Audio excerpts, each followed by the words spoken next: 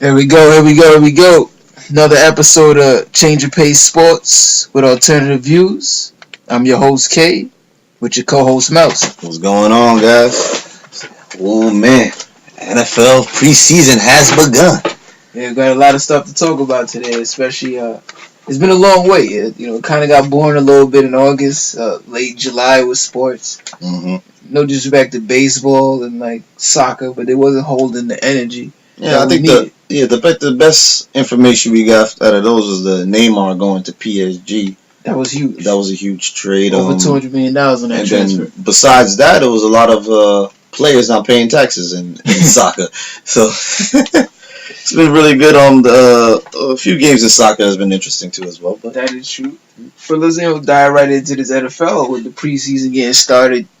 Basically with the Hall of Fame game early this week, and then yesterday, as in Wednesday, we had a few games. We got a chance to see Deshaun Watson premiere, Christian McCaffrey premiere. We got to see Tom Savage to see if he may be a starting quarterback. Mm-hmm. We got to see Blaine Gabbert play for Arizona. Wow, Blaine Gabbert's still in the league. Okay. Yeah, Blaine Gabbert. He actually played pretty. He played exactly how he has played for the San Francisco 49ers. He's a one series, make you really feel good. Second series, just kind of scratching your head. But he's a percentage-wise while throwing the ball, he's going to be up there. It's just winning games, I'm not sure if he's going to get it for you. He's not going to bring you back if you're down 21-7. Not the guy for that. Not the guy. He might get you 3 points. What would you say you're looking forward to for the preseason? Like, what are you looking into for the preseason? I'm looking into to see all the players who's really beasting out there. I'm I was speaking before. I love to see when second quarter, third quarter. I think those are the times when you see the real play, like the playmakers come in. First quarter, you got predominantly the starters coming in, just pretty much getting a little workout. But they're still going hard. Not to say they're not going as hard as anyone else, because I think in football you cannot not go hard because that's the way you get killed. Yes. So that's unless you're the kicker. But I like to see how the defenses have been playing up. It's gonna be. I think it's a very competitive season this year. I think no one never wants to lose. Correct. But it's gonna be some interesting. I would like to see how Trubisky's gonna do out with the Bears. Watching a little bit of that. Deshaun Watson showed out. McCaffrey, I like his pose in the running game. I think he's gonna work really well. I think he showed a little showcase yesterday, and I think he's gonna show really well when he's playing with Cam, because now you can't put 6 or 7 in the box to stop Cam no more. You still gotta watch. Well, I'm not Christian sure. I'm not sure. I'm saying you still gotta watch Christian McCaffrey, sure. And they also haven't unleashed Curtis Samuel. So and I still would like to see how he plays out with that offense. So I still think that's going to be a very intriguing division. Atlanta going to have they hard set out just to come back. It's going to be some good preseason games. Well, yeah. On the Deshaun Watson, Christian McCaffrey, I thought it was a nice game to look at, to get a chance to see young talent on the big stage. I've been speaking highly of Deshaun Watson since the draft, since before the draft. I thought he was the best quarterback in the draft. He reminds me a lot of Donovan McNabb, Vince Young, Russell Wilson. And he showed me all of those elements. He kind of also remind me of Drew Bledsoe a little bit in the sense, or Doug Flutie in the sense. Like, I just love his escaping ability and the fact that he keeps his head down the field. He's not afraid of the pass rusher coming in. He has a very good pose. I think he's going to be a really good winning quarterback for years to come. Yeah. I think he's more about championships rather than numbers. Yes, that's what for me. I think this is the perfect team for him because they're matured into a team that's ready to win now, and I think he's the proper quarterback. As I believe, I could consider them almost the new Seattle Seahawks. Like when they drafted Russell Wilson and they had Matt Flynn, and they were trying to make their offense catch up to their already coming up of age defense. So with that being said, I think right now Deshaun's in a perfect position, and what he played, he showed what I think I just need to see. I think almost like Dak Prescott, just the ability to go out there and run an offense and be comfortable and composed. I also think that he he got drafted in by a perfect team for his style set. Yeah. He's not too far from home. He's already set up with a working offensive line. That offensive line has been pretty much in place. He has a decent head coach in O'Brien, who's an offensive coordinator who can actually show him the ropes. My only thing is just his wide receiver options. I think unfortunately that he may have to do a lot of scrambling around out there, and that may unfortunately take a toll because it takes a lot of your legs to throw that ball. So if you're running around like that in the first and second quarter, when it hits to the later quarters, and you start getting tired, throwing those deep balls may become a little bit of wobbly. So that might be my only concern because a lot of their players I don't think beyond Deshaun Hopkins, their best receiver is out for the year. Their second best receiver is out for the year, and then the next best is Fedorowicz, their tight end, who's probably received about 60 receptions in his career. So that just may be my only issue, but I love their running game, and their defense is going to keep them in the game as well. But I would like to see if they put up more points. Maybe throughout this offseason, they may pick up a strangling wide receiver to try to put him out there. Maybe if they think about it, if they really are, they should look for Dorol Green Beckham. That might be a decent little slot or second wide receiver to put out there. But that's interesting. I personally think... well, the reason I do compare this situation to Russell Wilson and the Seahawks a few years ago when he got drafted is because also a lot of the questions with that offense was the receiving corps. Percy Harvin was out for that year, and at the time, Baldwin was an unknown. He was an undrafted player that had not produced really in the league at that point. The receiving corps was very thin, and they had a rookie named Robinson at the time that was supposed to be the next best receiver behind Percy Harvin, and he didn't perform. Then Golden Tate got signed and became a magical find for them that year. But the question marks was a bunch of unknown receivers. And Russell was more of just a great quarterback that would find whomever got open regardless of who was on the jersey, whether it's Curse, who became one of his favorite receivers when nobody knew who that was. And I see that same thing with what I saw from Watson last night. There was a couple receivers I've never heard of that looked like good receivers from the way he was throwing them into good positions. But there was a lot of receivers that couldn't break off in that same game last night. That couldn't break off man-on-man coverage, or they couldn't even find themselves in the zone. Also, it is the first preseason game, and as far as with the Seahawks, when they had Golden Tate, they had Luke Wilson, they had Doug Baldwin, they had other veteran wide receivers that actually played their role in there, and he also had a beast in Marshawn Lynch running the ball that actually helped clear the way to help Russell Wilson, I think, further elevate his game. So if we can speak of, but in a sense, but the receivers in the Baldwin was not a veteran at that time. No, who was unknown. You said Baldwin? Oh yeah, he wasn't old, but Curtis was an unknown. Both of them, and these are the receivers. But these are players that have also, if they might be unknown to certain people who hasn't watched them. That's what I'm thinking about the players. But you're not speaking to a person. I've watched Houston. I've watched Jalen Strong. I've watched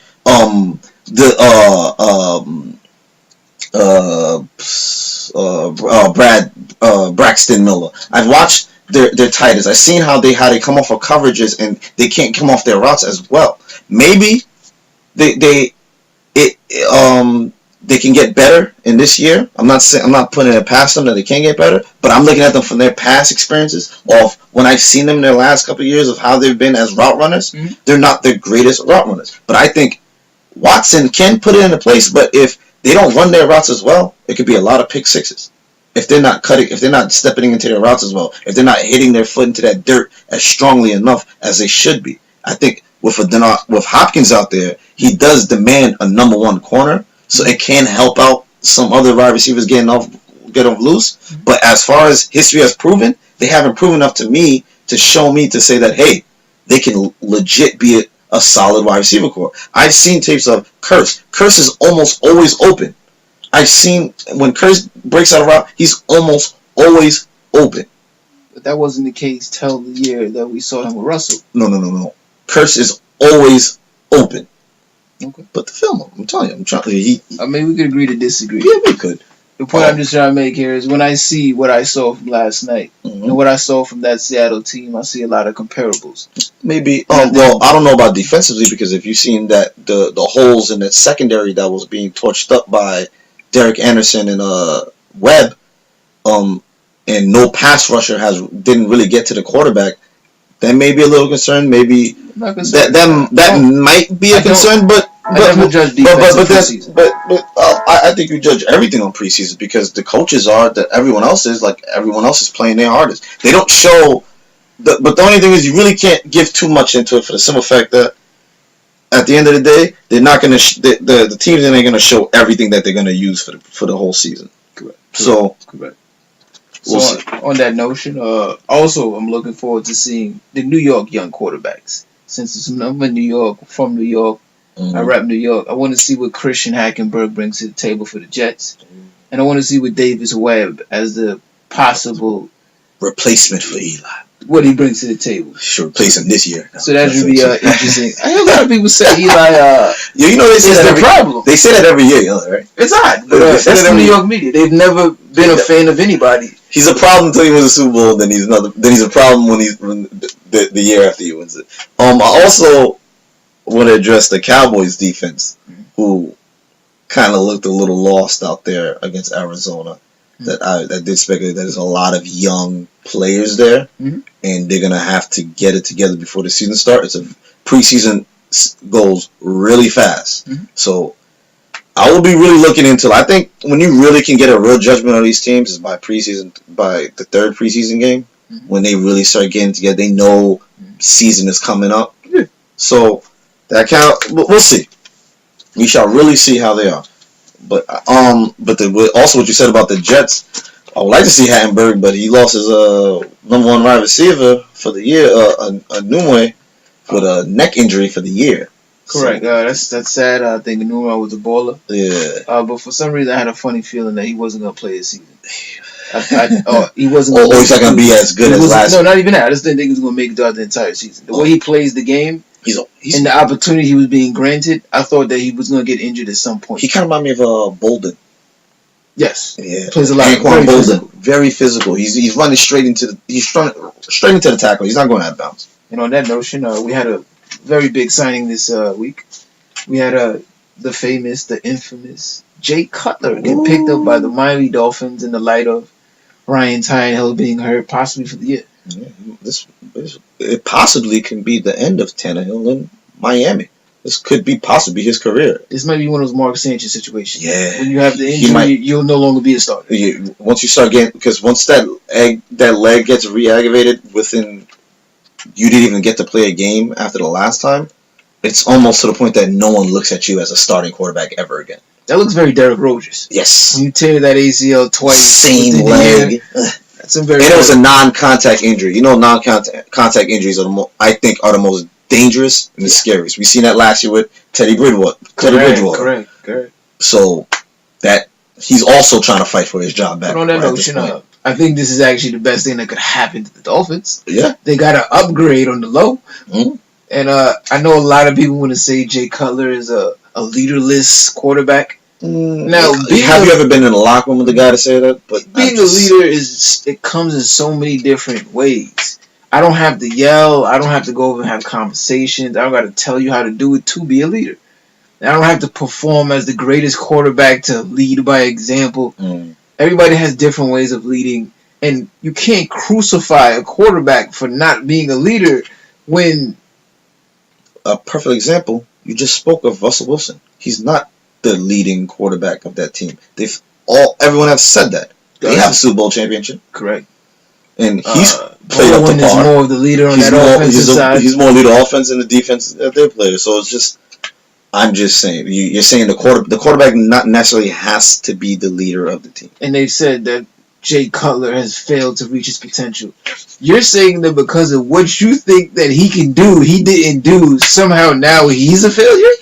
I think he's had good years. Like, he's not been underperforming as far as a quarterback position in the NFL is. I think Well, he should never got traded from Denver as soon as he did when he was there. He only played 2 good years, and he's only increased after his second year of being a Denver Bronco, and then they traded him to the Bears. Yeah, I won like 5 championships on a fantasy mode with Denver and Jay Cutler back in like 905. I used to love when the Denver Broncos played San Diego Chargers.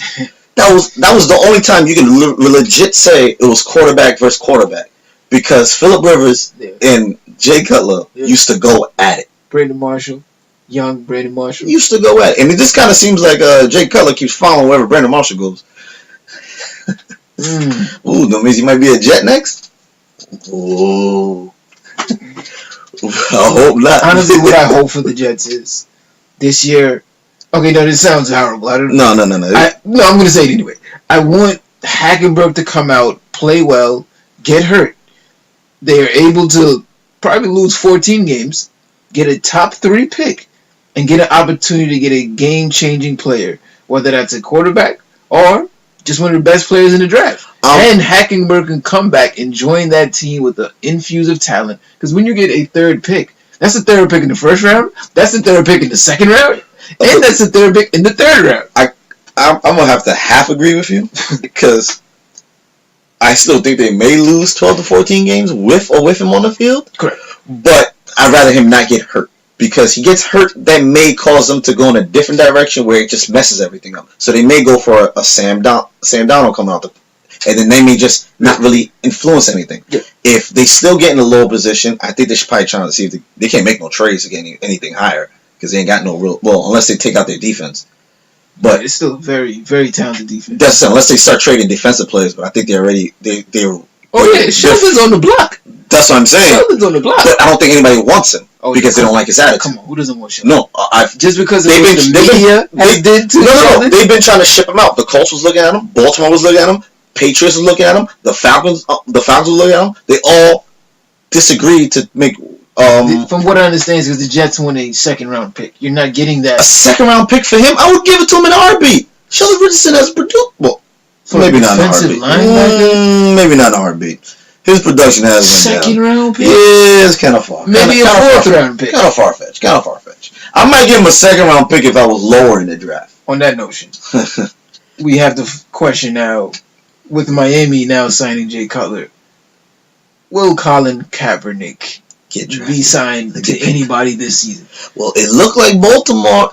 This is my thing, and I've said it before.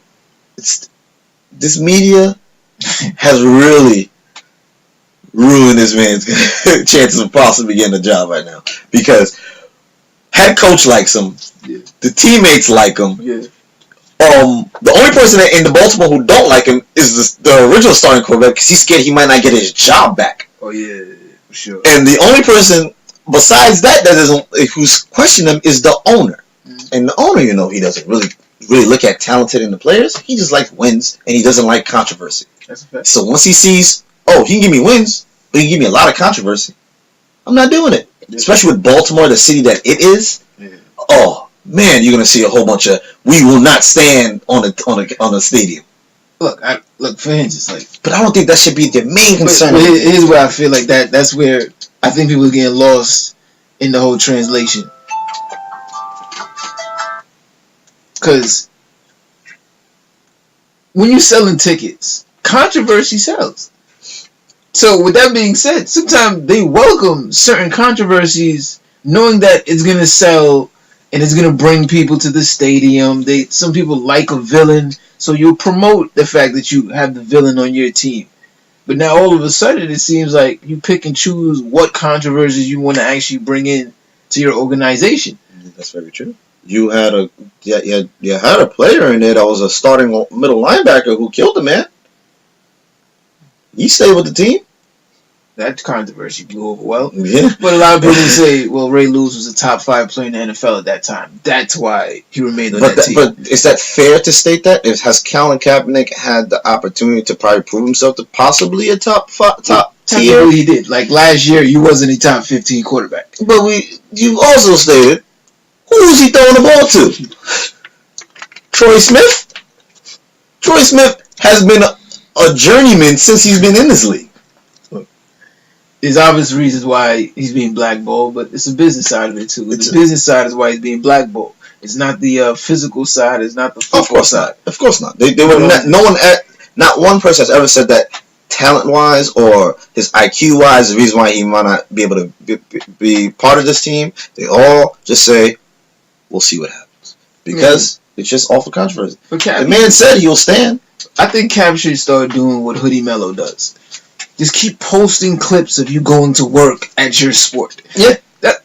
To the point where you have to be like, wow, he's doing Neymar tricks on his gram. How is he not playing in the league? I want to see him play in the league. I want to see him, I would like to see Kaepernick do is probably talk to some, maybe some Hall of Fame players or some, maybe go work out with some old veteran quarterbacks or something like that. Because I think that could possibly help his case in a sense of, you see him out there working his mechanics. You see him you know what, I'm not even worrying about a team right now. I'm just worrying about myself. Like how you said, putting up the videos. See him out there getting to work, maybe playing with at a college team, or just see him, just show him that he's I'm still out here. I can still get it done.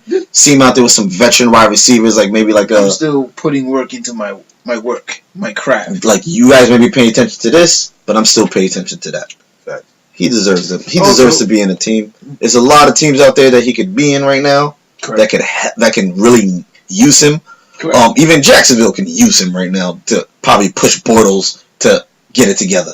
Where's that? You don't really want controversy to push your starter, and that's where I think. But is he really the starter? His middle line with Colin. And we also had Bortles had 5 interceptions on practice against the Patriots. I mean, well, Bortles is another one of these quarterbacks that's still growing up and still trying to get it together. But also with Kaepernick, he was recently out with rapper J. Cole. Mm-hmm. And that seemed to kind of start a storm. As in, why is he associating himself with this conscious rapper? And I don't understand how that's controversy. I don't understand. No, there's no such thing as bad controversy. Why is that bad? I don't get why is that bad. He's around positive people, so we have a problem. If you was chilling with DMX, you'll sign him. You should be out with, Puff Daddy. So. Maybe that's what we got to do. Get yourself out with somebody that has clout. Maybe that's what we got to be. J. Cole is, MIA. Nobody even heard a record from this man in 6 months. He hasn't cut his hair in 6 months. So they probably have the same hairstyle. They probably have the same people. J. Cole look like the Weeknd's cousin. Weekday. But I don't know. And I seen that they have a rally for Cap. Mm-hmm. I seen Spike Lee tweeted it out. Mm-hmm. August 23rd, 5 p.m. in front of the NFL offices in downtown Manhattan. I think that's interesting. I think it's fun and it's great to see people coming together to support Kaepernick while he's being isolated. But I think this is going to further make him not have. Oh, for sure. This is legit. This is going to be what NFL owners are going to use to say why they don't want to sign him. And I just think right now he's almost at a lose-lose, almost what he does. If he steps away and says, you know what, I don't want to be part of this, he loses his whole sense. It's an easy win right here for all parties involved. So now let's say a team does sign Kaepernick. You could welcome in, shout out to Victor Cruz scoring a touchdown with the Bears. With Matt Trubisky. You know what I mean? Shout out to Victor Cruz. Ooh.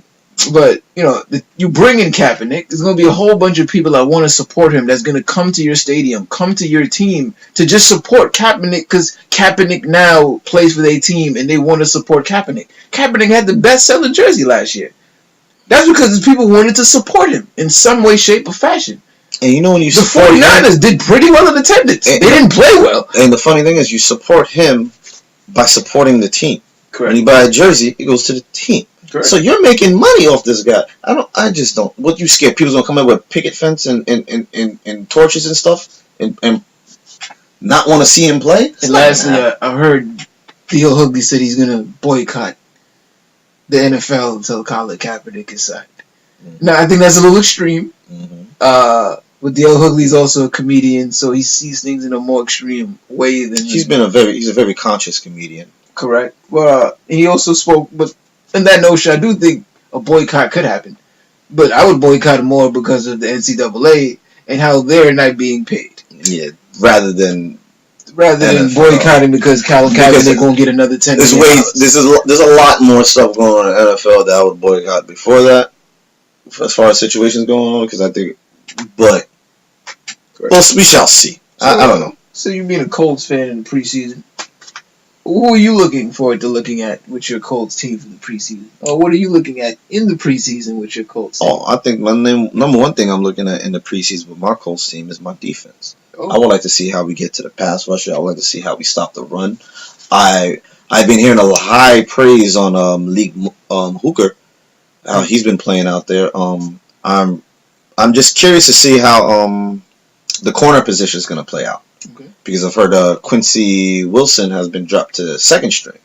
So that means that our last cornerback from last year, who started playing the last 5 games, Melvin, has actually kind of stepped up in that role. So maybe he's actually become a really solid 2 corner, or they're just doing it off of seniority, which I think is fit. I always think that's when it comes down to preseason, seniority is the main thing. If you was there from last year, you should, and if you made it out through the whole year, you should have the first chance at first team reps. I think that's only fair. Okay. But it's your job to lose.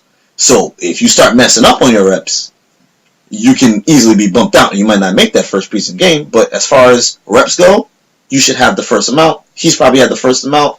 Quincy Wilson's still getting a comment to his position. And with that defense, we're more of a cover 2 defense. He's more of a press coverage type of player. So I guess getting into his zones has probably been a little bit of an issue. But last year when he was with Florida, 29 when quarterbacks threw the ball in his coverage, only 29% of the passes were completed.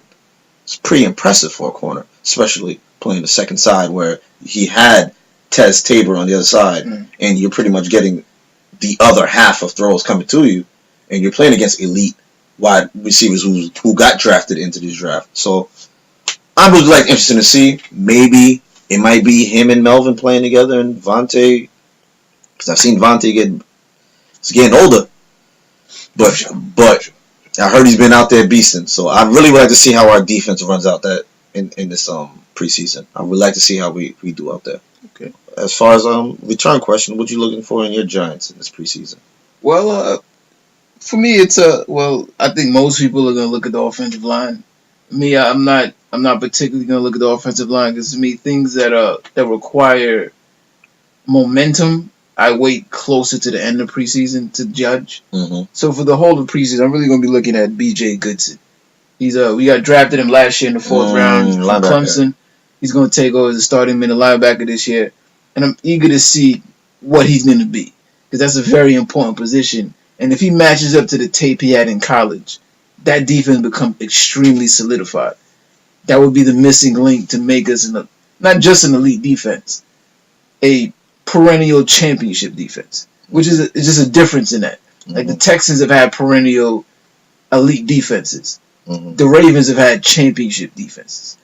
It's a little bit of a gap between what can take another step when the games get realer and who are just that great every week. You know what I'm saying? And I also like to look into the tight end, the rookie tight end, Evan Ingram. I think he's looking a lot like Jordan Reed. And that to me would be incredible to be along with Brandon Marshall. That's a lot of high praise. Let's see if the kid's really up to it. And of course the receiving corps. Sterling Shepard, second year. I thought that he was baby Victor Cruz when I saw him in college. He started his first year. He showed me. We got scared that he might be out after he. I told you it was they just put him out for precaution, but sprained ankle. He's back. It was a lower sprain. He started practicing. He's not going to play. Of course. Maybe not until maybe preseason 3. I don't think Odell is either playing. I don't think he should. But as far as I'm concerned, like I said, I just can't wait to all see them. Like again, preseason 3 is going to be a very exciting game for me to see Marshall and Shepard and Odell on the field all together and how that, oh God. So that's what I will see for the Giants. And next week we'll probably get a little further into it when we could do our mock fantasy draft, go through the players and who we can expect to actually be talented, and kind of go through the division winners who we will predict to actually win the divisions next week. Yeah, we get more, we have a good view on how teams are playing out and see how, especially especially when preseason comes out. You can start off saying the certain team could look good, but injuries do plague. Huge role. They do a very good play. I think my coach might be fine. I'm also concerned with to see how we did switch up our offensive line. Mm-hmm. We switched over Ryan Haig and Jack Newhart. They switched positions from left guard to right guard.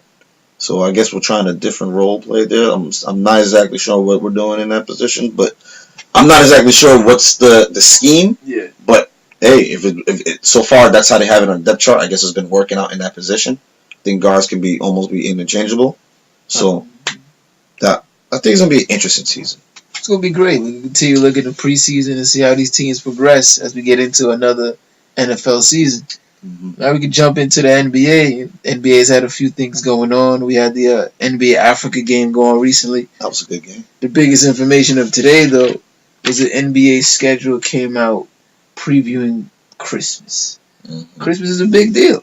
Yeah, Christmas. The Christmas game, that's a special game. And I'm just so happy that the Knicks is still on Christmas. And we get the first game against the Philadelphia 76ers. So I get a chance to see the first pick, Markelle Fultz. And he comes to the Garden on Christmas to play against Porzingis. So it should be huge. But speaking of Porzingis, it will Carmelo Anthony be on that same Knicks team? That's a great question. The Carmelo Anthony situation is getting very itchy at this point. Uh-huh. We'll talk about that a little bit more into the show. That's gonna be. I would like to see that. The Knicks and I guess that's a little bit different. I normally play like the Houston Rockets or something like that, or Lakers. So Correct.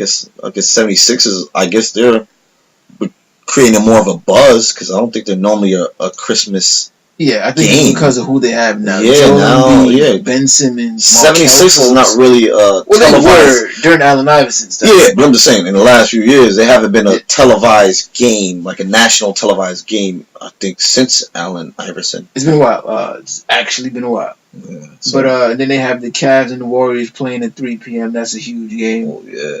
And we got the Wizards. That's going to be their first game of the season? Or it didn't say it yet. Yeah, probably. Then you got the Wizards and the Celtics. That's a hell of a game. Yeah, you're gonna see. Oh, yeah. You get to see John Wall going up against the new look Celtics. That should be a hell of a game. Then we got the Rockets at the Thunder for the 8 p.m. game. That's going to be Harden versus CP3 versus PG3. And Russell. That's a hell of a game right there. That seems like that might game be 140 to 150. And then we top it off with the Young Bucks here. The Wolves versus the Lakers to end the night. That's another phenomenal game. Oh, that's going to be an exciting game. Exciting day. Yeah. It's going to be hard to look at gifts when you're looking at these kind of games. I think that's the gift. Yeah. Shout out to Porzingis. Hey, we don't get gifts no more. We too old for that. I'm going to get some gifts. Speaking of Porzingis, he was in the African game, the NBA African game. They've been having every year for the last 3 years. Team Africa had African-born players, and Team World had a lot of international players. A couple of them are U.S. Americans. Knicks had 2 representatives as Porzingis and Courtney Lee. How do you feel about both their players? They seem to play pretty well. Well, Lee did what he does. He shoots the ball well. He's an all-around very good player. Porzingis continues to grow. I think this year he's going to have a legendary type year. Mm-hmm. And I was just very happy that during this African game in the practice, he finally got a chance to train with Dirk. Mm-hmm. Dirk mentored him. I heard he sat out there talking to Dirk a little bit, so see how his post game shots get. I'm just amazed the fact that he got a chance to finally work out with Dirk. But before he even got drafted, he was compared to Dirk. Mm-hmm. When the first game against Dirk, Dirk said he loved the fact that he came right at him. So I'm glad that he finally got the chance to work out with him, even though Mark Cuban didn't want that to happen. Of course not. We also saw Oladipo playing very well in this game. 28 points, leading all scorers. Indiana must be happy. He gets a chance. He started in Indiana in college. Yeah. Now he gets to start with the Pacers as their best player and see what he does when he doesn't have to play second fiddle to anybody. And then also, Emmanuel Mudiay had a pretty solid game. He actually, throughout the season, didn't have a really good shooting percentage beyond the arc, but in that game, he showed he could let it fly. Yeah, he hit a couple, but he still, I think, shot 2 for 9, which is horrible. Oh, but he showed he could make them. He had 22-9. Well, he went 2 for 9. Well, pretty much off the fourth quarter when he just started chucking it to try to get back in the game. Prior to that, he was like 11 for 18. shooting. He was actually pretty solid until they tried to get the game into. Correct. Yeah, so he was pretty good. I love Moutier. I think he's a great young guard. I actually wanted the Knicks to draft him. I remember when they drafted Porzingis. Yeah. But I was happy for Porzingis also. But I like Moutier a lot. Knicks needed a guard. I hope Moutier gets the opportunity this year to actually run the full point in Denver with that young team out there. Also, with the NBA, we had Zach Randolph arrested for marijuana possession. Oh yeah, that must be interesting. So I wonder if he's gonna get suspended. Like, what's your thoughts on? Oh man, I just think the whole situation just seems a little too flaky. A bag found, automatically found to him. Like, you have the article right out. So briefly here from CBS, it says a Sacramento player has been arrested on suspicion of drug possession. They say Zach Randolph was arrested in Nickerson Gardens area Wednesday night. That's in Los Angeles. Officers were investigating disturbance near a housing project when they found a large group of people smoking in the roadway. 3 people were arrested, including Randolph. Randolph is facing possession charges with intent to sell. So I think if he had that much pounds of weed, what they should probably have done, if it was a large amount of people, they should have spread it up amongst themselves, so then y'all all would have the legal amount that you can carry. But maybe one person, they all had it in one bag for all of them to share. They said they had one bag with 2 pounds in it. Yes, that's a lot. That's a very excessive amount. I think Zach, whether or not, however we should feel the situation should be, or how they should take the drug situation, we already know what it is now. He's an older guy. He's pushing his 30s, so the back end of his 30s. He got to be more wise than that to understand that. 36. 36. Come on, he's pushing it. So you're on the street with a group of friends smoking. What do you think may happen? I'm just saying. Correct. I'm not saying. Look, like I'm just saying. Like you got to be a little bit smart in these decisions, especially with training camp coming soon. You know you got to get started. But I know what's the reason. Like, whatever the reason of you doing it, that's fine. I don't even see it as a poor decision. I think what a lot of people are going to consider it a poor decision because you're looking at it from you're jeopardizing your career. So Zach Randolph's already made $180 million. What career? And he just signed for 2 years and $24 million. So he doesn't necessarily have to take that money. So the idea that he put himself, what is he losing? What is he losing? At the end of the day, we don't know his financial stability at this point. What I'm saying is, though, even if we don't know his financial situation, the idea that he somehow made a mistake, what if he doesn't even look at this as a problem? As in, he always carries large amounts of marijuana. But so to him, it was alright, so they called me tonight. I don't care. I'm good in life. This is what I do. But that's just like to say, like, oh, I kill people every single day. You didn't know I did, so I don't feel it's a problem. Okay, so I'll take it this way. So if it's something that, when we know that the fact of the legal amount to carry of marijuana in certain states, even though it's legal in there, it's a certain amount you're supposed to carry. And you know that, being this type of celebrity that you are, you got to be more conscious in how you so why don't we have these issues with like a Wiz Khalifa or Snoop Dogg when they always get pulled over and arrested for having large amounts? I'm not trying to compare situations. I'm trying to speak of the person who just got caught. And that's what I'm trying to make. If Zach Randolph smokes weed just as much as, say, a Snoop Dogg or say a Wiz Khalifa, but he doesn't make it as public because he's not an artist, but he rides around and he smokes on a regular basis. So now, when he gets pulled over in the same way that they would and get, put in jail or their marijuana repossessed, nobody, criticizes Snoop or said he made a bad career decision. Because why are we now saying that? Because it's two different situations. When you are pulled over and arrested in the rap business, they don't tell you, hey, you're not going to make a record next week because you got in trouble. They're going to say, hey, make a record from jail. When you get arrested playing an NBA sport or an NFL sport, you're not playing, and you're going to lose some money. So that's what makes the difference in the situation. But we're talking about basketball, whereas Zach don't even have to play in the NBA to make $1 million. Okay, he don't have to play, but he decided to make $1 million. When you sign a contract stating that what you're going to stay away from, what you're going to do, this and that, follow rules, follow that, those are things that you agreed. And this is what he didn't agree to do. How was he saying he didn't agree? But you said he signed in California. But it's legal in California. But he's not. But it's still a certain amount you can carry on a person. Right. So if you still haven't even found out if this was his bag. That's very true. But then again, I'm just going off of the fact of they were in the street. Mm-hmm. We smoke with Wiz Khalifa, smoke with Snoop Dogg. Yeah. Normally times I know of here they're smoking in the studio. You couldn't find a location to do this because when you're inside your home, come on, Wiz got pulled over in a car. And I'm just saying, majority of the time they're in their homes in the studio. This guy can, Wiz is in the street with his Snoop. Yes.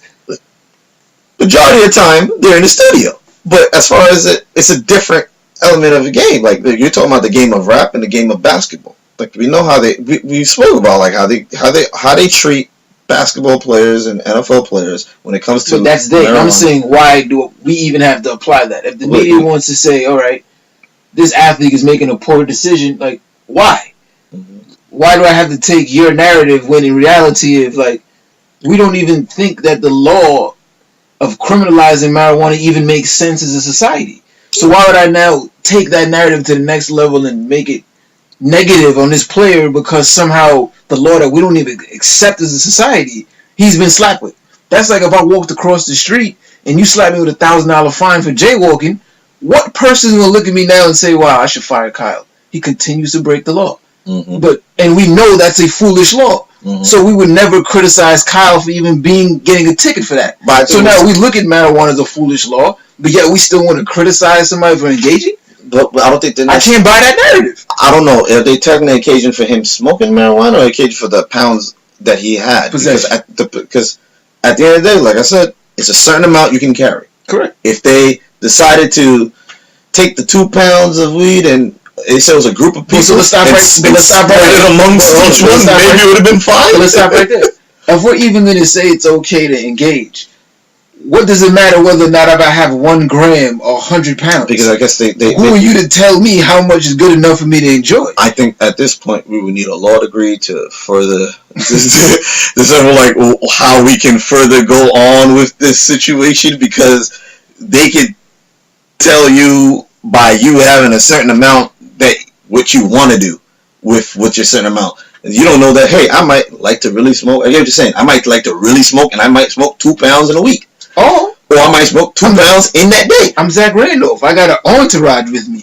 I got to buy a little bit more besides everybody else. They might smoke that 2 pounds in that day. Correct. But as far as the law goes that we all are aware of, if you have a tent to sell, which is whatever that means, it's a very loose word, mm-hmm. You have a tent to sell. Correct. So, unfortunately for Zach, that's going to be a fluid situation. We get a chance to see how the NBA is going to react to a marijuana charge in today's society. Yeah. On to some more positive news. Mm-hmm. James Harden became the cover athlete for the new NBA Live. A lot of us grouped the NBA Live till it wasn't as good anymore as 2K. We went the 2K route, but now Live is trying to make a comeback in. James Harden, one of the more popular players in the NBA, just signed the richest contract in the NBA. Mm-hmm. Now he's on the cover of NBA Live. That's a pretty big deal, I think. Yeah, that's good for not getting the MVP. At least you know a couple extra stuff. Well, I like to say congratulations to James Harden. I think that's well deserved. It'd be nice to see him on 2K cover as well. Be a dope to have it on both. But I think it's well deserved. I can't really think of another player that could possibly besides Russell.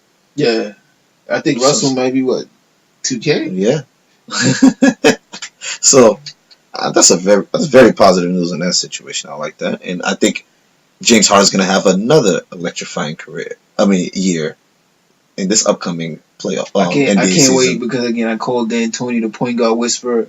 I think he has now 2 of the best ball handling guards he's ever had in his career, and we saw what he did to Jeremy Lin.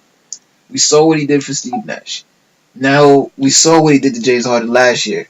Now you're throwing in Chris Paul, who doesn't need a whisperer. Yeah, but now the whisperer will take him to the next. Yeah, just think of what a whisperer tells us. Oh, jeez, that could who knows how far that can go. I just think that. Speaking of Chris Paul and James Harden, it was very nice to see them in the Drew League playing together. Oh, yeah. And it was even greater to see Tim Hardaway Jr. giving him 37. Speaking of Tim Hardaway, he was posted up on the Dwayne Wade account working out with Dwayne Wade this summer. That was actually great for me to see because I super respect Dwayne Wade as a legend and one of the best players to ever do it. So Tim Hardaway is being mentored by him. One of the best 2 guards, yeah, man. I think that was a great thing. And for getting trained by Dwayne saying that he's going to be so much better than he was, I'm very excited to see what Tim Hardaway is going to bring to the table this year. A lot of people still keep having complaints that they paid way too much money. I can't listen to somebody saying something is overpaid for before it even happened. You know, they said that it's like if I spent $200 they said on the a meal. Houston Rockets were they paid $23 million more than Houston would have paid. Oh, Atlanta. Atlanta would have paid. Apparently, they said Atlanta offered 4 years, $44 million, and the Knicks offered 4 years, $71 million, and they overpaid by $23 million. Okay, look. For the Knicks to even have gotten him, they would have had to spend more than $10 million more than what Atlanta was offering. Otherwise, Atlanta would have just matched. Mm-hmm. He was a restricted free agent. So if the Knicks did 4 years, $50 million, which I hear a lot of people saying, "Whoa, they were bidding against themselves." You think Atlanta wouldn't have just matched it if it was $6 million? Hey man, I just think about that. In the ways of doing auction, I've done a few auctions. Sometimes you got to highball a person to make sure they don't even want to come after you. That's and correct. once you got your man, you sometimes you go a little higher, but and you pay the price for. And I don't even feel like he's getting more money than what I think he's valued at. So, for instance, he averaged 15 points last year. I'll compare him to two players that get paid the same amount of money. So, I don't know how to say his full name, but Poe played with Pistons last year. Cardell Poe. Yeah. He signed this year for $18 million. He averaged last year, I believe, 15 points and change. Maybe I think 1 point or half a point more than Tim Hardaway Jr. But he was a starter the entire year. But after January he was pretty much hurt, so he didn't really start. So he missed like 4 to 6 games. Cool. And then he had the That's shoulder injury. You have Alan Crabb, who averaged less than 10 points a game. Getting paid $18 million a year. High 3-point shooter, you have, but still. On the same team as Tim Hardaway Jr. before, and Ken Bazemore, a wing player being paid also $17 million a year. And guess what? Tim Hardaway's first 2 years, he's only going to be paid $16.5 million. Those are less than all three of those players I named, and he can score already better than all three of those players I named. Therefore, there's no way, if you actually look at the numbers across the league or the market of a two-guard in the league, there's no way you can say Tim Hardaway's overpaid. Based on even just last year, if the Hawks were to bring him back. I just think you really can't say a player's overpaid until he comes out there and he doesn't perform. Correct. But I don't want to continue on into Tim Hardaway too much because there's bigger information. Knicks also signed Michael Beasley. This week. Former second-round pick. So if Carmelo Anthony gets out, I guess he's going to be the starting wing. That's a possibility. Well, speaking of Michael Beasley, he's something of a poor man's Melo, a super scoring wing that can rebound the ball, can shoot the ball well, can get to the basket. Was a poor man's Melo. I think he still is because last year he actually scored very well. I looked at his stats. He played with the Bucks till he got hurt. He was averaging actually 9.9 points a game and only 12 minutes a game off the bench for the Bucks. Very solid numbers. He's a solid. So he still can score. And he shot at 53% from the field and 41% from three-point line, which are numbers that are usually never from a player from the bench that efficient. He's usually left open. Usually not. He's known for only scoring, not defense, nothing but just putting the ball in the basket. I'm surprised he can rebound. So in that notion, I think it's a great sign for the Knicks because I think Jeff Hornacek does well with players like his caliber. In Phoenix, one of the best players that Jeff had during that time was Gerald Green. Gerald Green had his 2 best years in his career under Jeff Hornacek in Phoenix, averaging 14 a game. He has a very similar skill set to Michael Beasley. Can shoot the ball, very athletic, really only cares about scoring points. And I think coming off the bench, I think he would fit that role very well in a Jeff Hornacek kind of system. It's fine. It's a fine pickup if he's coming off the bench, not as a starter. I think he can start too. I think anybody can start, but who's going to be effective? I don't think he's going to be that very much effective as a starter. I think he will because he can score points and he can get you 16 a game right now. And he can probably get you 13 a game, and he's probably going to give up 20. That's that's your opinion. His defense is really about the coach. So even if you've never played defense before in your career, the coach can make you play defense when you come under his watch. Because Popovich doesn't allow any player not to play defense that comes over there. That's Popovich. Regardless of your past. And the same goes with Steve Kerr right now with the Warriors. He's not accepting anybody not playing defense, even if Swaggy comes in. So it's really about, I think, the coaching of where that defensive aspect is concerned. Now, I think we have to further see on that situation. But I strongly suggest that if he's a bench player, he's solid, coming off rotation, good 6-man. That could be a extra piece to help you guys probably make the playoffs. I mean, I'm not like talk about that at this point. So, lastly, on the NBA front, we had Charles Barkley call Kyrie trade demand stupid. I think Charles Barkley is Charles Barkley. I mean, I understand where Charles Barkley's looking at. I get his comment. I think he's being very direct from his point of view. Charles Barkley has never won a championship. So he's seeing it like, you have a championship team. Yeah. Why not stay? I get it. But when you haven't won one, I guess you see it different from a person who has, and you don't know what his reasoning behind it. Like, some people actually come to the NBA wanting to be the star of the team. Some people do. I'm not saying that's what Kyrie's situation. Barkley had that same situation in Philly. Dr. J had to retire to allow Charles Barkley to become the star of that team. So he been there before. He forced his way out of Philly. But that's Phoenix. But that's his way how he knows it. He saw like, I tried to be a star and I couldn't get nothing done. But that's just you, Charles. That's you, Charles. So I mean, I get why he's calling it stupid. It's becoming a headline because he's saying Kyrie's stupid.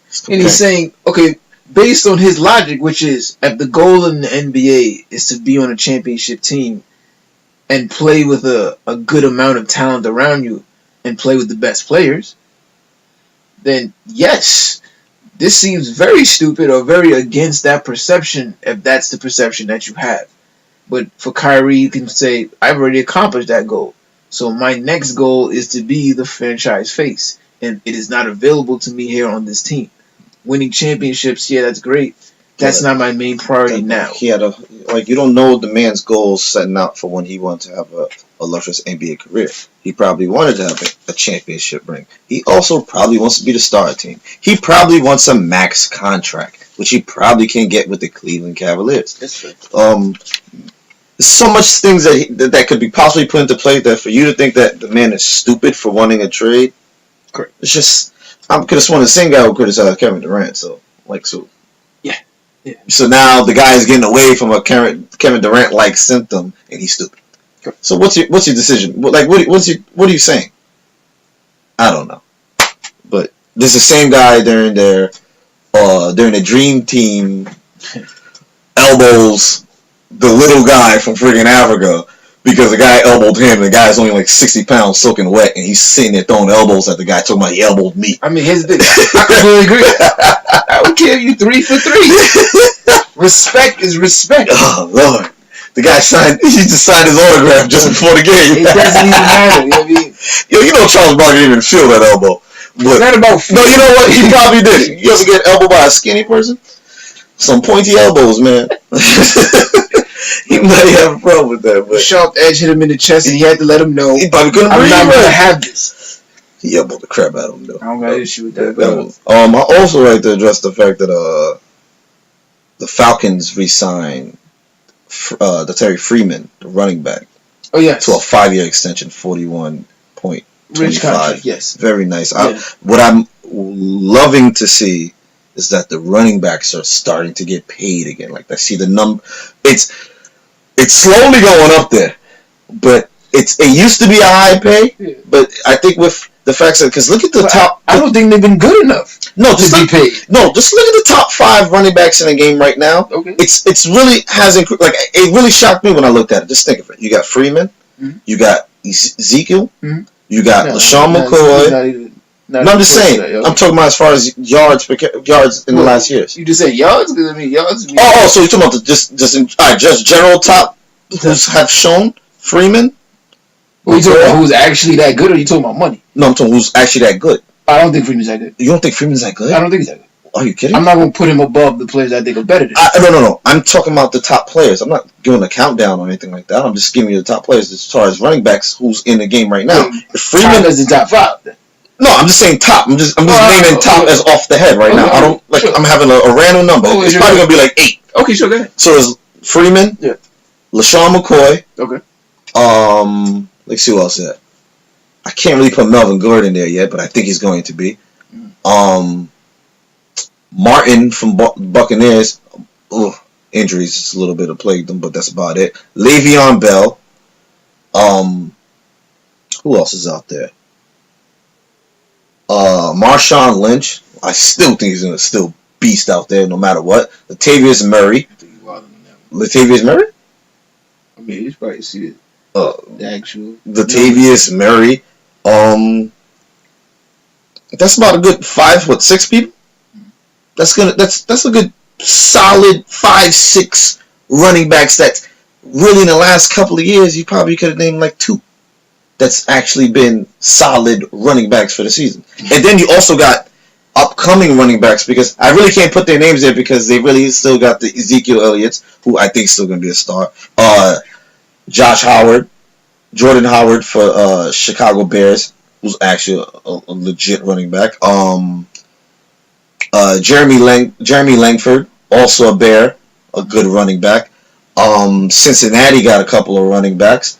I think every team is really setting up where they almost having that a legit running core. I think slowly but surely that price is going up. I like the where the range where it's at right now is actually perfect set for the skill set. But as the years come along, it's surely increasing. It's surely increasing. I'm really liking it. I'm really liking it. The Garrett Blunt's probably is looking good out there. Well, we'll see. Yeah. He's a streaky type of guy. You know, he gets angry. He's pretty good, but he kind of fumbles. That's my only issue with him. Melvin Gordon, I'm liking him. He actually ran pretty good his first year. He just couldn't get to the end zone. Yeah, I mean, this last past year, he almost won me a fantasy championship last year. The year before, he was good. They said he was no good because he couldn't get to the end zone. Yeah. But he still ran over 800 yards. He's a rookie. He got better. But he ran over 800 yards. Yeah, which is pretty good for a he rookie. He dominated last year. Last year, he just couldn't get out the end zone. He dominated last year till he So, got hurt. I'm just saying... He could have almost won the rushing type of like. Could have. Then he got hurt. Really could have. At that point last year, it was a couple of players we was not sure who was going to win that rushing title because it was all neck and neck. So I like the competitive part of the running game position. It's probably a good 6 to 8 good running backs in the league, but that's more than it's been in a while. So I'm just appreciating the fact that, because that's one of my favorite positions. Fair enough. We take this next step to defend your squad this week. How would you like to defend your squad this week? Oh man, I'm just going to defend how everyone has been speaking on the Colts right now. I'm going to use a 5-letter word that famous Aaron Rodgers used. RELAX. Relax. I mean, it was nice that he said that, but they didn't win the Super Bowl. Oh, but they showed that you had to just relax. They made it to the playoffs. They made a great push in the playoffs. And we speak a lot of Andrew Luck. Yes, the shoulder injury. That's a very serious injury, especially with the throwing shoulder, and especially where you got injured at. They say that when a player gets fully recovered, he may get up to 80 to 90% of his full arm strength back. Mm-hmm. Fair enough. Andrew Luck has been dealing with this injury for 2 years. He's been putting it off. Finally took the time to say, you know what? I felt it in me. I felt it like he felt it every single time he threw the ball. Pretty much, I'm pretty sure he felt it after every game. So he took the time to last year he took the time to just heal it, just trying to rest it. Didn't really work too well. Got the surgery. Now we're in a situation where the Colts are trying to rest him as much as we can. We've seen Cam Newton with the same injury, same surgery. Same shoulder surgery. Same time frame of when they got the surgery. Cam Newton came out first day of training camp. Started throwing the ball, felt a little good. Hasn't thrown the ball ever since. Has felt soreness in his shoulder. They say it takes 6 months to a year. I highly doubt Andrew Luck's going to stay out a year. I refuse to believe he's going to stay out a year. I don't think you can let him stay out a year. Yeah. So the best thing to do is to hold them off until, 3rd preseason, 4th preseason, if that. If you even need them to do that. Maybe about 4th preseason, you just activate them just to throw the ball during training camp. But I just think we play into situations way too much. We so badly want drama. We so badly want situations to happen. we so badly want, this may happen as Andrew Luck lived up to his career. I think yes. I think it's a team sport. As far as his numbers has gone, he's played pretty efficient. Coming in, taking over from the illustrious Peyton Manning with a team that team left with Peyton Manning. Like legit, everyone left with Peyton Manning. Offensive coordinator, quarterbacks coach, defensive coordinator, head coach, players, offensive linemen, wide receivers, defense. The team left with Peyton Manning. The GOAT. Yeah. And at the same time, still made the playoffs with this so-called underachiever in his first year. And unfortunately, they haven't put enough players around him not enough defensive players around to keep us in games, because a lot of games we've lost. Andrew Luck scores a point still. He still puts up. We still are the top 5, I think top 3, if I'm not mistaken, scoring offenses the last 2 years. So offense is not a problem. So you say Andrew Luck, it's not the problem. It's been the fact that we can't stop people from scoring. What I first brought up in the beginning of this our show was what I'm looking at is defense. And I just hope that it just doesn't fall into a situation where the defense still shows off from like how it looked like last year. I highly doubt it. I like the way how it's been looking so far, but only time will tell. But I think you just relax.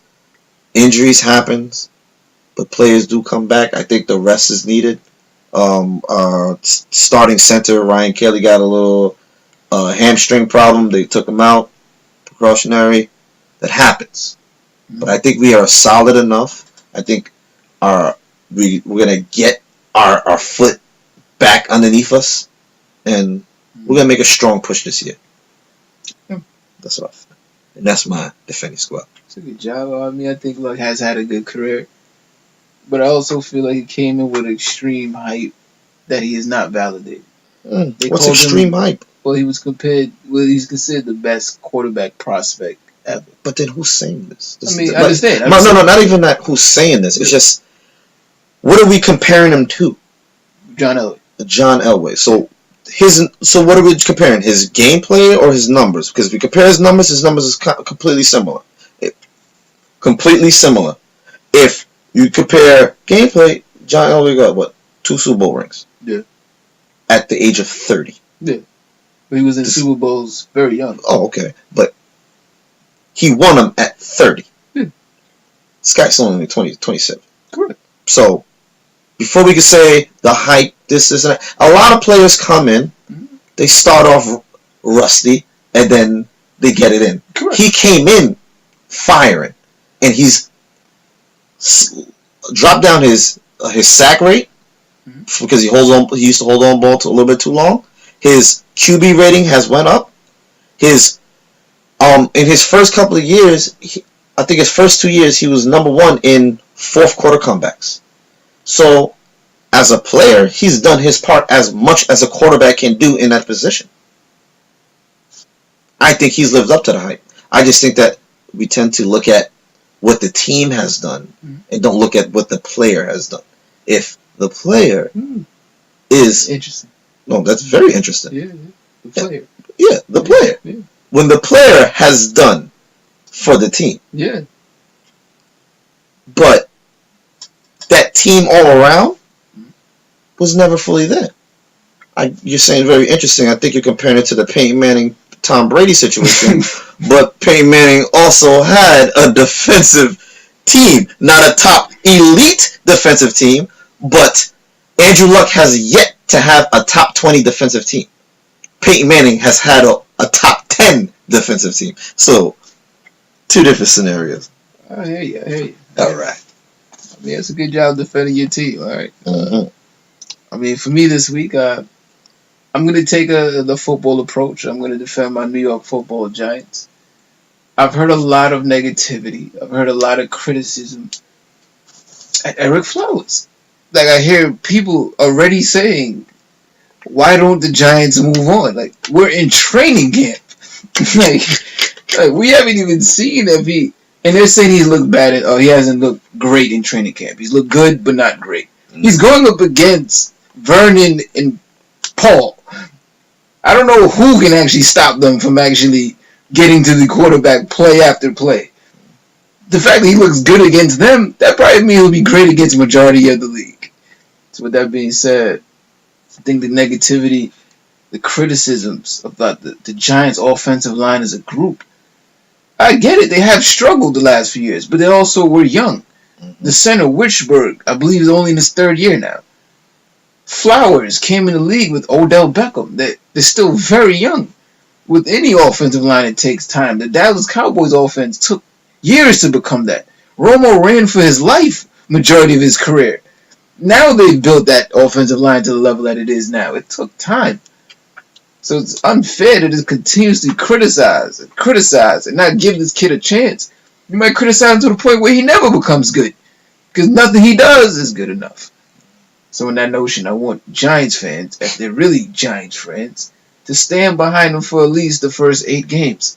And if at that point he hasn't showed progress, then we can start to say it's time for us to find a better person to hold down that blind side of Eli Manning. No, that's very true, but we shall see, because I did hear the same situations with, We'll see. See how you can hold down. Is there a backup in place to just in case he doesn't fall? DJ Fluker. Oh yeah, he's played. He's a first round pick from the Chargers that we signed. He had a couple of injuries. So he's also competing in the camp right now. So if things don't work out, he's also on the roster. So they're already giving up on Trey Flowers. yeah, it's competition. Yeah, it's competition. Now we'll see, because he is only going against Vernon and JPP. JPP only got 9 fingers. Snacks. JPP is still a monster out here. Right? It's like he's messed up. He had double-digit sacks with a missing finger. You know what I mean? Oh man, but I guess we'll see how if he can hold up Eli, because if he can't stand up against those dominant pass rushers in the league, then they might have to get rid of that guy. So, I mean, we'll see what happens. I'm going to defend my team and say, give him a chance before you start to criticize him. He's young. I mean, it's an offensive line. It's a group thing. All right, everybody has to pull their weight. So on that notion, I'll just jump right into my alternative view this week. Mm-hmm. I struggled at first to make this a defender my squad, but then I realized this is not my squad anymore. Where I'm going with this. Mm. So the alternative view this week would be about Carmelo Anthony. So usually I would be defending my squad because he's a member of my squad, but I realized Carmelo might no longer be a member of the Knicks. I've come to accept it. I think it's a reality now. Now, I also have enjoyed watching Hoodie MELO all summer. Mm-hmm. On these Instagrams, completely hooded up, sweats with the hoodie on over the head. Has had a haircut. Dropping buckets. Looking like J. Cole. I absolutely love it. It lets me know that he's still in there going hard on his craft. Still wants to get out there and prove that that's still nice. Still MELO. Still one of the greats of the league. So I appreciate that. I'm still a fan of MELO. I was a fan of MELO before he got to the Knicks. I'll be a fan of MELO after he leaves the Knicks because I'm already assured. Now, in my beliefs, my alternative view is really to the thought that it's time for MELO to go. Mm-hmm. Everybody I've heard, everybody I see says there's no reason for MELO to stay in New York. He has to leave. It's time to go. His time is expired. It's no longer working. It hasn't worked. It's best for him to get out.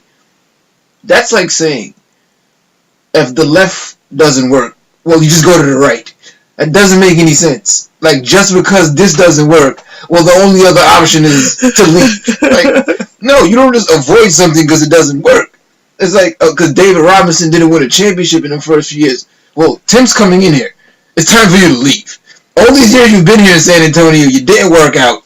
Our best way of explaining this is Paul Pierce. Mm-hmm. Mm-hmm. Paul Pierce is with Antoine Walker. They kind of had a little bit of success, made some playoffs, didn't get far. Antoine Walker leaves. Boston becomes a garbage team. Mm-hmm. Paul Pierce remains there. At that time, they were saying, oh, it's time for Paul to leave. I remember Paul even having a trade request during training camp one year. That same year, I believe they pulled off the Garnett and Ray Allen pickups. Mm-hmm. Of course. Did Paul Pierce leave? Did he just, oh, you gotta go, it's not working out? No. Now, the reason I say it makes no sense for Melo to leave, where he's going will not get what you guys are telling him that he's going for. So, at this point, the reason to leave is to win a championship. And my thing is, if he does leave and he doesn't get a championship, you're going to still criticize him. Correct. So, where will he go in the league right now that we can say would instantly become a championship team? Okay, let's look around the league. Cleveland? Yes. Is there a trade possibility with Cleveland and New York? Probably. Maybe. Carmelo said, or through the media, we know that only Houston he wants to go to. So if Houston's the only team Carmelo goes to, I do not think Houston becomes even good enough to beat the Spurs or the Golden State Warriors in the very conference that he would be going to. And the West is a lot harder than the East. So you think just by having Harden and Chris Paul, that will stop the Jazz and the Clippers and the Timberwolves and the Pelicans and all these other teams that have the Thunder that have a lot of talent in the West that are good enough to compete. So my thing is, the best option for Melo is to stay and ride this wave out. You've made yourself a star in New York. You're from New York. You force your way to the Knicks. Retiring with the team has no greater feeling than building yourself up with that team. So to me, it's like you've wasted or you've had to spend 2 years to watch Porzingis mature. Porzingis will become great next year. Mm-hmm. Why let somebody else soak up the mentorship that you did with Porzingis? And for the first 2 years of Tim Hardaway's career, Melo was his mentor. Mm-hmm. Now, Tim Hardaway's coming back, on all accounts, a much better player, wants to play with Melo, wants his mentor on the court with him. I think it makes perfect sense for Melo to stay, but perfect sense is never how the world plays out. Of course not. It never is. Sure. So with that being said, perfect sense would be Melo stays. They form a Tim Duncan, David Robinson, with Porzingis and Melo. That's not going to happen. What's going to happen, Melo's going to get traded. So it looks like Melo for sure will get traded. What do you think he might go to? I'm glad you asked that question. I took my time out and made a trade that I think works for everybody involved. Everybody actually gets players that they want. Because I realized a lot of people make trade scenarios that work for the team that they like the most. So if I'm a Knicks fan, the trade will work out where the Knicks get 3 first-round picks back, a star player. Oh, you mean like pretty much a 2K trade? Yeah, or if I'm a Houston fan and I just want Melo to come, well, let's add Melo and Porzingis, and we'll just give you Trevor Ariza and Ryan Anderson. No, it's not going to work for everybody involved. Now, I think the best trade for the Knicks and Melo is going to Boston. Now, the trade that I believe would make the most sense, you trade Carmelo Anthony to the Boston Celtics. You send back Jaylen Brown and a first-round pick, and now instantly they become just as good as Cleveland with Gordon Hayward, Al Horford, Carmelo Anthony. Oh, I thought you said the Knicks become good as... No, Boston. No. Boston. Oh, yeah, you're going a little too far. Boston instantly becomes. And okay. To make the trade work, I would also trade a Lance Thomas to the Celtics. Oh, no, matter of fact, no. I'll take that back. Kylo Quinn to the Celtics. They need a big man that can protect the paint. That's something that he can do on a good basis. And the Knicks would take back Jay Crowder to empty out that space that Melo would need to be in that position. So the Knicks would get back Jaylen Brown, Jay Crowder, and a first-round pick. Boston would get Carmelo Anthony and Lance Thomas. I think Boston would significantly improve and be able now to compete with Jason Tatum still over there, Gordon Hayward over there, Horford still over there, and now you add a Kylo Quinn to help out the front line. There would be very much so a 7-game series with Cleveland. Now, that's not going to happen because I don't think Melo wants to go to Boston. I don't think he's swiping his no trade to go to Boston. If he wants to go to Houston, the Houston trade that I believe would work would have to involve Detroit. The trade that I've put together has Carmelo Anthony going to Houston, just Carmelo Anthony, because his contract being as large as it is, they wouldn't have to get much if they don't want to give up much. They would be able to keep Trevor Ariza. Detroit would get Ryan Anderson because it's been well known that Stan Van Gundy loves Ryan Anderson. He reminds him to Hito Turkoglu, and he wants shooters to surround Andre Drummond. They would also get in that trade guard Tim Quarterman, a second-round pick that is a point guard, as a prospect. He would be more or less a throw-in, but an option to mature into a possible backup point guard for the Detroit Pistons. Detroit would give up Tobias Harris. He would go to New York, where he would become almost to fill in the position that Melo would leave. He would become the starting 3 to go with Porzingis and Tim Hardaway. Right in that balance, he would fit into Jeff Hornacek's offensive system. And he's from New York. He's from Long Island. He's always wanted to be a Knick. It would be a great welcome home for Tobias Harris. Mm-hmm. And the Knicks, I believe, should also get picks, whether 2 picks or 1 pick, at least 1 pick from Houston, as in the 2020 first-round pick. I think that would be a deal that would work out for everybody involved. The better pick would be from Detroit. I don't think Detroit would have a reason to give up a pick. No, I'm just saying, it would be a better pick from Detroit. Detroit. For sure. It would be a much better pick, but Detroit would have a reason. Like, we're not getting Carmelo. So the only person that would be getting Carmelo should give up a pick. So I think the best play would be the Knicks get 2020, 2022 Houston first-round picks, Tobias Harris from Detroit. Detroit would get Ryan Anderson from Houston and Tim Quarterman from Houston. And Houston would get their prize in Carmelo Anthony. He would waive his no-trade clause and waive his trade kicker to make the trade work. I think everybody would be happy. The Knicks would get a player that fits right into the mold of what they're trying to do, and picks to build for the future. Melo gets what he wants, the place he wants to play at and compete. We get a chance to see now Melo with his best friend, Chris Paul. Both of them have never got out the conference finals. They get a chance to compete together. It would be amazing for everybody involved. But again, that might be too perfect for reality. That's very true. But that is my alternative view on Carmelo Anthony. Interesting piece. He's been speaking about his trades for a while. He's been speaking like where you think he should go, where he might go. I say he stay. I think he's gonna stay. I'm just putting it out there because that's the one thing no one else is saying. I mean, like I said, everyone believes he's leaving. As I started from you want it. I want Carmelo to stay. I know you want him to stay, but I'm just saying everyone thinks he's leaving. I think he likes that ploy that everyone thinks he's leaving. He's gonna be a very bearded, hairy man. The reason I say that I'm sure he's leaving now, Carmelo is very straightforward, even though he's cryptic when he talks. Mm-hmm. He lets you know where he's at, even if he's being political with what he's saying.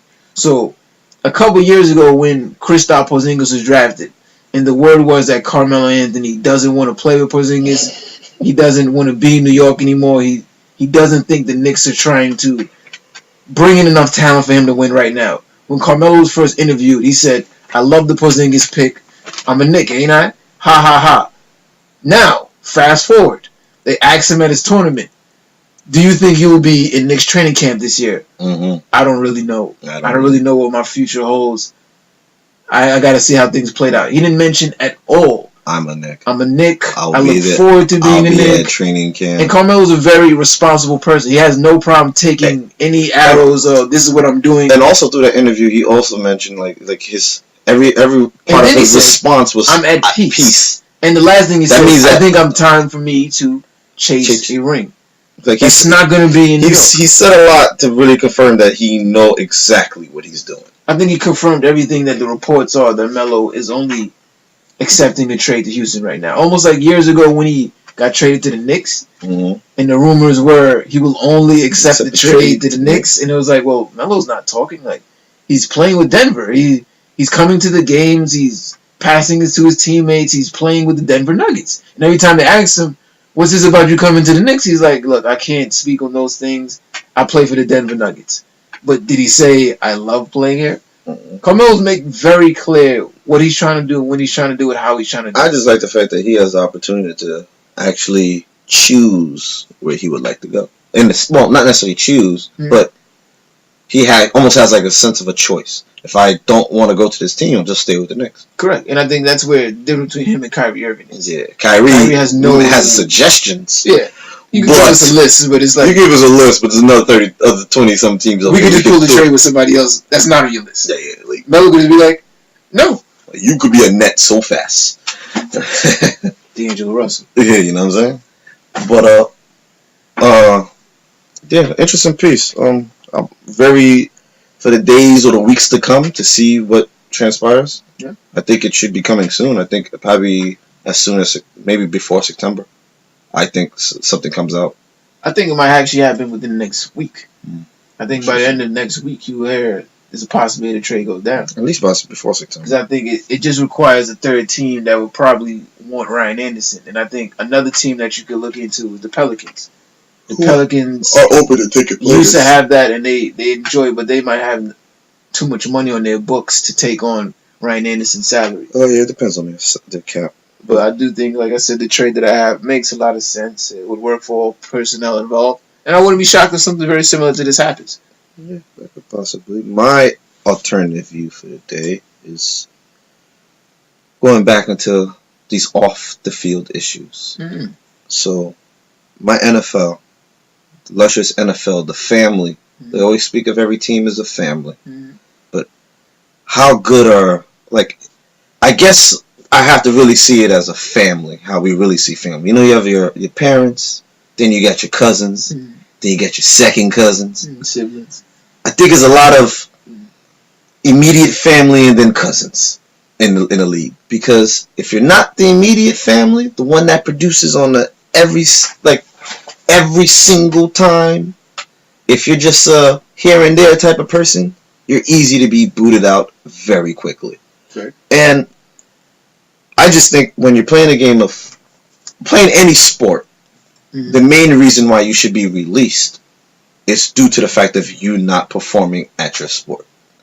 And if there's off the field issues that conflict you or prevent you from getting into practice or making a distraction, I guess like that, maybe you can go through issues where we can go through counseling or situations like that before you are automatically to say, you know what, we're done with you. At the end of the day, this is still a job. Correct. If I came in and I had a little issue because I went out on the weekend, somebody something to me, and I got fired for that, I still got a family to feed. Correct. So I just feel that sometimes the way how they release players very quickly without finding a full story is just unfair to certain players. And I bring it up because in the last 2 weeks, two players have gone to situations when this happened to them. One being the Dallas Cowboys' Lucky Whitehead, where he was accused of, which it just shocks me because even though last year, he's been there with the Cowboys, he hasn't had a kick return touchdown or a punt return touchdown, but he puts them in good position. I don't know if you realize in the game of NFL, when a team starts beyond the 30-yard line, the percentage of you scoring points increases about 30%. That's a very big difference when you're starting within the 20-yard line. And most returners can't even bring you that far. Most returners almost get touchbacks, or they can't even bring it as far as past the 30. He averaged over 20 yards per return. Pretty solid for a returner. And he was accused of a petty crime of where someone stole over $300 worth of jewelry. I'm just saying. I know they have people that have those issues where they just can't steal. I guess what it was the kleptos. Yes, could possibly have that. I gotta be open-minded here. He could possibly have that. But $300 worth of jewelry. This guy makes millions of dollars a year. Why? I'm just saying. But sure enough, as soon as the allegations came out, the team released him without finding out. Shortly after, was found out that he was innocent. Names were confused. Someone with a similar name or some type of name similar to his was confused with his. Dallas Cowboys released him anyway. Said we're not going back on it. We don't care. Luckily for him, he re-signed with the Jets. If you could say that's luckily. I don't know his family. I don't know what he has to transfer over from Dallas all the way to New York and work out another situation here. So, can't they have just waited out? Isn't it, even in the justice system, aren't you innocent till proven guilty? But I guess in the sports system, you're guilty till proven innocent. And even when you're proven innocent, it's too late because you already thought you were guilty. Yeah, OJ. Another player, San Francisco 49ers cornerback, Tremaine Brock. Okay. I think this happened earlier this year, around February. He was accused of having sexual allegations with a female. The female apparently did not show up to court. When I know a female doesn't show up to court for reasons, I guess when it gets too crazy for her, she knows that she can do some jail time for lying, which just recently happened another occasion with a lady's claim that some guys raped her and she's about to do 10 years. Yeah. Anywho, she stepped away from her claim on that situation. But before that even came into play, the 49ers released Tremaine Brock as soon as his name was called on allegations. Found out he's innocent, he's still jobless. So, how can you claim family when you do that? Where's the help? Where's the finding out, hey, we're all for our teammates, we're sticking by our players, we're trying to see, but it just seems like now, the only thing I can only suggest is, I think teams are scared of what the consequences they may or may not face. But what are you going to face if you keep a player who's being called upon a crime but hasn't been proved guilty yet? Can you really face crime for that situation? When Ray Rice had that allegation, did the Ravens lose draft picks or some type of incentive? No, they just lost Ray Rice. They kept him there until they found out, oh, the video came out, TMZ. And and they came out, hey, Ray Rice, we gotta let you go. Adrian Peterson beat up his kid. They kept him, we're gonna stick with you. But it's just like Cowboys, isn't Ezekiel in the investigation? Ezekiel? I was just thank you for bringing that up because that was just what I was about to get into. They didn't cut him? That's what I'm about to get into. Well, I'll start off what I first started with. Immediate family and cousins. Your cousin? Ezekiel's a brother. He's a brother, and that man's a cousin. Because Ezekiel's going through multiple allegations. Now they're stating that they're putting up even the last allegation. This is the reason why they still haven't brought up a situation, because they still look into the nightclub fighting as far as in situations that's going on. He's still part of the team. I'm not saying he's guilty. I'm not saying he's innocent. I'm saying he's still under investigation.